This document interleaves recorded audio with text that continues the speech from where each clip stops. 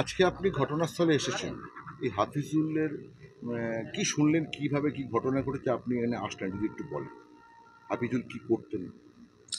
হাফিজুল তো বিজেপি ২-১ মাস আগে জয়েন করেছিল, সেটা আমি জানতাম।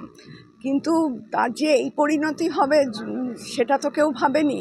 আর সে যে জয়েন করেছেন সেও নিশ্চয়ই একটা মানে উত্তক্ত হয়ে গিয়েই করেছে।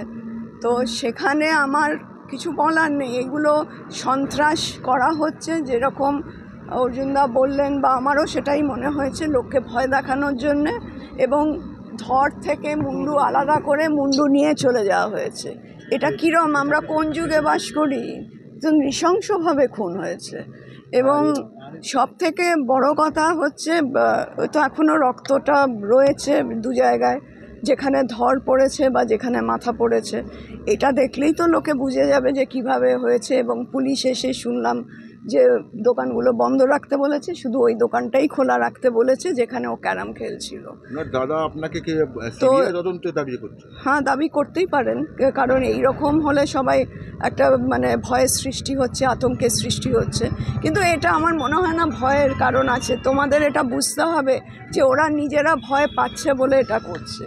কাজেই তোমাদেরও সেখানে মানে একটু এগিয়ে আসতে হবে বা জোর দেখাতে হবে। এই মুহূর্তে তাদের নিরাপত্তার ব্যবস্থা করবে? হ্যাঁ, আমরা তো নিশ্চয়ই, আমি এক্ষুনি যেটা বললাম, আমি ঘটনাটা পুরো শুনলাম, সবাই আমরা আছি এবং আমরা উচ্চ নেতৃত্বের সঙ্গে ডেফিনেটলি কথা বলবো, যথাযোগ্য ব্যবস্থা নেব।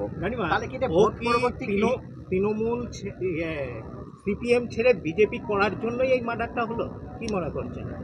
এখন is too early to say this, but হ্যাঁ, একটা মানে ওটা একটা রাগ ছিল ডেফিনেটলি। আর ও বিজেপিতে এবারে বুথে ছিল, ভোটের সময় ছিল, তো সেটা একটা মানে প্রতিশোধের ব্যাপার। নাহলে সে মুন্ডু নিয়ে চলে যাবে কেন? এটা তো কেউ করে না, সে রেখে দিয়ে চলে যায়। যদি আমি খুন করি আমি রেখে দিয়েই চলে যাব, আমি মুন্ডু নিয়ে যাচ্ছি মানে এটা কি সাংঘাতিক পারভার্সন! মানে এটা একটা সেডিজম। মানে এটা মানুষ আজকের দিনে করতে পারে, আমি না দেখলে ভাবতে পারতাম না। ভোট পরবর্তী হিংসার ঘটনাই এটা বর্তমান বলে মনে হচ্ছে। প্ল্যান করা।